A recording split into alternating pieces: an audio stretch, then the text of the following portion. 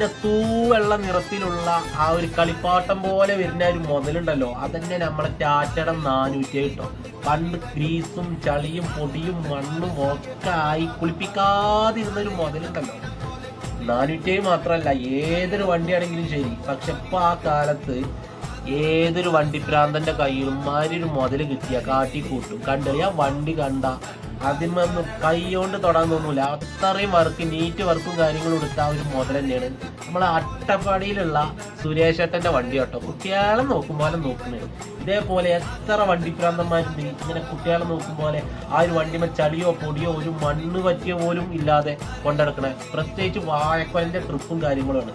കാരണം ഒരു പരിപാടി ആ വണ്ടിമല്ല. അതും ആ വണ്ടി കണ്ടാൽ തന്നെ അറിയാം അത്ര ക്ലിയർ ആയിട്ട്. ഈ ഒരു വണ്ടി മാത്രമല്ല കേട്ടോ, എനിക്ക് ഒരുപാട് വണ്ടിയുണ്ട്. സംഭവം വണ്ടി ഉഷാറായിട്ട് മെയിൻറ്റെയിൻ ചെയ്യുന്നുണ്ട്. അത്യാവശ്യം നല്ല വർക്ക്, അൾട്രേഷൻ വർക്ക് ഒരുപാട് ചെയ്ത് വെച്ചിട്ടുണ്ട് കേട്ടോ.